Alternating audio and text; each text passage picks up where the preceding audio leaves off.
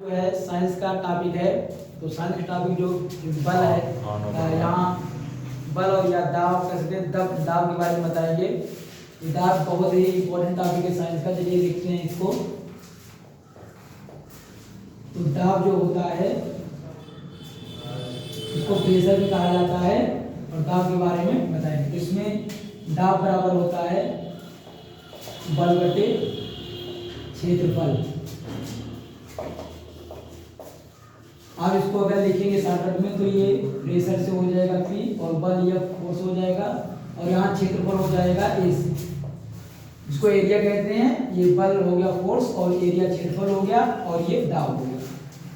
तो इससे परिभाषा कैसे मिलती है? इससे बोले कि एकांक क्षेत्रफल पर लगने वाला जो बल होता है उसी को हम क्या कहते हैं? दाब कहते हैं।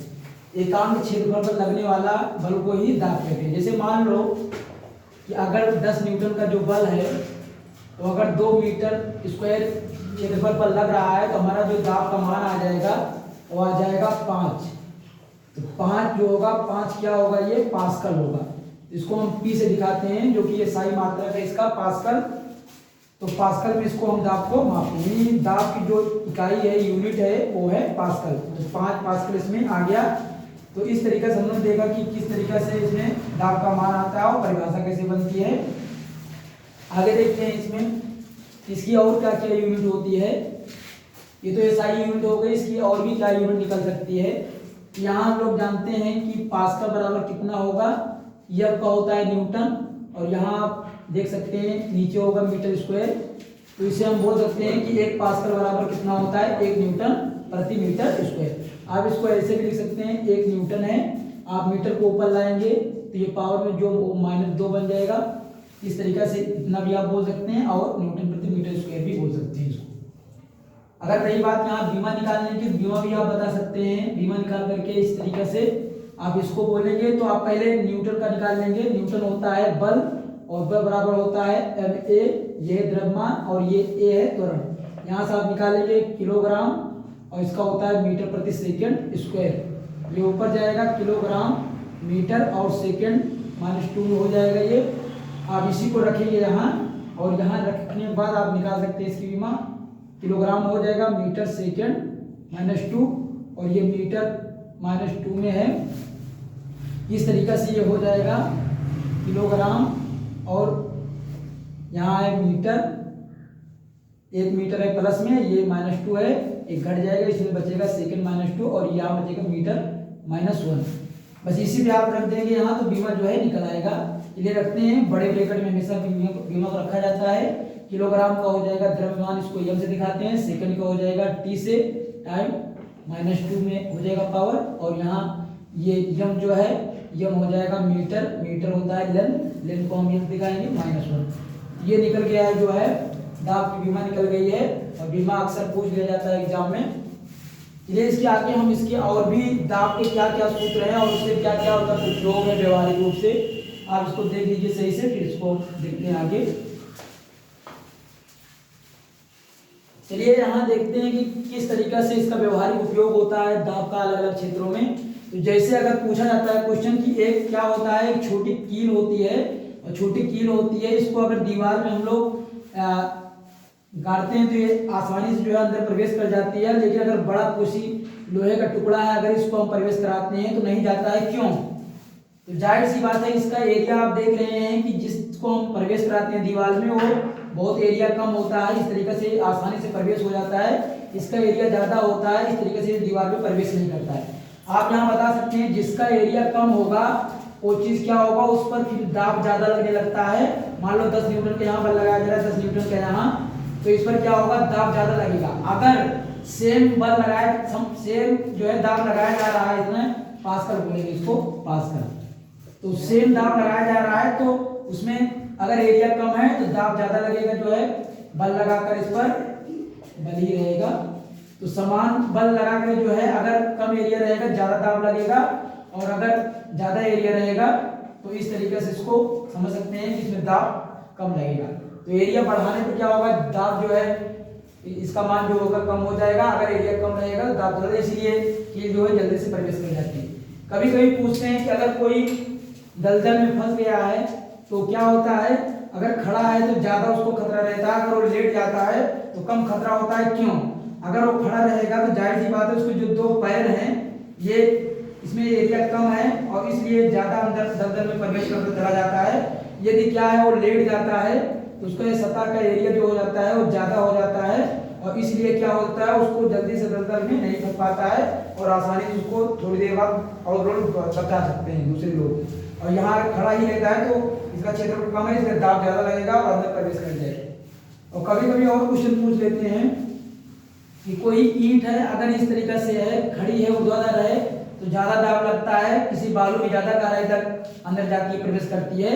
यदि कोई इस तरीके क्षैतिज है कोई ईंट तो ये क्यों जल्दी से ज्यादा गहराई तक बालू में नहीं जाती है? कारण क्या है? तो रीजन ये है कि जाहिर सी बात है इसका एरिया ज्यादा है और इसका एरिया कम है। तो जिसका एरिया कम रहेगा वो ज्यादा अंदर तक बालू में प्रवेश करेगा, जिसका एरिया ज्यादा है वो प्रवेश जो है नहीं करेगा, कम गहराई तक प्रवेश करेगा।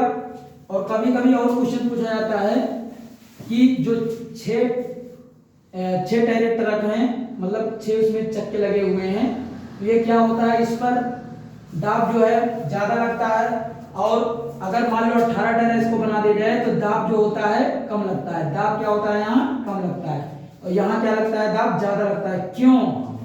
क्योंकि इसका सतही क्षेत्रफल जो नीचे का होता है टायरों का वो क्या होता है, अगर इसका जो सतही क्षेत्रफल कम रहेगा तो जाहिर सी बात है यहाँ दाब ज्यादा लगेगा। अभी इस आप समझ सकते हैं इसको।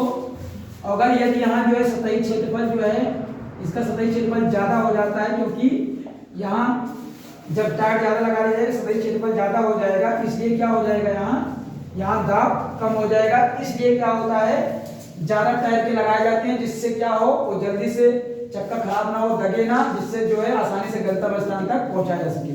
तो इस तरीके से आप देख रहे हैं विभिन्न प्रकार के इसमें जो है दाब से संबंधित प्रयोग है व्यवहारिक। और इसी तरीके से पतली सुई होती है वो कपड़े में जल्दी प्रवेश कर जाती है, लेकिन मोटी सुई आप जल्दी से नहीं प्रवेश करा सकते हैं क्योंकि वहां दाब क्या होता है कार्यरत होता है।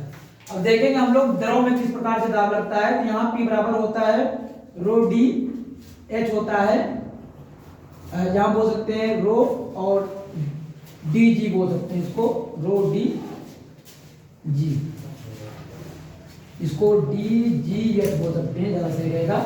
यहाँ क्या है, ये क्या है आपका दाब है, ये डी से डेंसिटी है यानी घनत्व है और यहाँ जी क्या है गुरुत्वीय त्वरण है, गुरुत्वीय त्वरण है और एच क्या है ऊंचाई है। तो इस तरीके से जो है हम दिखाते हैं। अगर कोई दाब है मान लो अगर यहाँ दीवार है, इधर जल भरा हुआ है तो दीवार पर जो है ऊंचाई की वजह से जो है यहाँ मान लो ये ऊंचाई है तो यहाँ क्या होगा इस पर दीवार पर ऊंचाई की वजह से दाब लगेगा। तो इसको हम किस तरीके से दिखा सकते हैं, इसको P बराबर डी जी एस से दिखा सकते हैं और यहाँ से हम इस ऊंचाई के रूप में दाब को प्रदर्शित कर सकते हैं। मान लीजिए चलिए आप देखते हैं कि कैसे हम प्रदर्शित कर देंगे इसको ऊंचाई के रूप में। जैसे मान लीजिए कि इस पर मान लो 100 पास्कल का दाब लग रहा है, इसका मान लेते हैं 10 मीटर की ऊंचाई पर है ये, नहीं ऊंचाई हम लोग निकालना है मान लीजिए। तो घनत्व इसका मान लीजिए 1 है, जल का 1 होता है, एक आप मान सकते हैं इस तरीके से। और इसमें जो है घनत्व हो जाएगा, ये ऊंचाई है और जी आप 9.8 या सुविधा के लिए 10 मान सकते हैं। तो आपसे ऊंचाई पूछा जाए कितनी ऊंचाई तक जल भरा हुआ है तो आप इसको दाब को बदल सकते हैं ऊंचाई में। तो यहाँ हो जाएगा 100 और इस तरीके से आप 10 को लाइन के नीचे भाग दे देंगे, आ जाएगा 10 मीटर। कितना आ जाएगा 10 मीटर। तो आप ऊंचाई जो है दाब को आप ऊंचाई के रूप में प्रदर्शित कर सकते हैं। अब इसी सिद्धांत पर जो होता है, इसी सिद्धांत पर स्फेगोमैनोमीटर होता है जिसके द्वारा क्या करते हैं हम लोग, स्फेगोमैनोमीटर होता है और उसके द्वारा क्या करते हैं रक्त दाब को मापते हैं। और इस तरीके से उसमें भी क्या होता है मिलीमीटर Hg Hg में मापते हैं। जैसे कि 120 और 80 लिखा होता है, ये स्वस्थ मनुष्य का दाब होता है। ये भी एक ऊंचाई में ही मापते हैं। मरकरी का मतलब है ये पारा होता है और उस पर क्या होता है एमएम मिलीमीटर में ऊंचाई में मापा जाता है ब्लड प्रेशर को और वही दिखाता है। ये होता है उच्चतम दाब होता है, ये न्यूनतम दाब होता है। तो दाब को जो है ऊंचाई के रूप में स्फेगोमैनोमीटर द्वारा भी ब्लड प्रेशर द्वारा जो है मापा जाता है। तो इस तरीके से आप देख लीजिए कि इसका उपयोग यहाँ भी हो रहा है। दोस्तों आपने जो है दाब के बारे में यहाँ देखा जो है और आपको वीडियो अच्छा लगा हो तो आप अधिक देखिए और इसको सब्सक्राइब करिए और बेल आइकन प्रेस करिए और अधिक से अधिक लोगों तक शेयर करिए। आपको बहुत बहुत थैंक अगले वीडियो में पुनः मिलेंगे। घंटी ना तो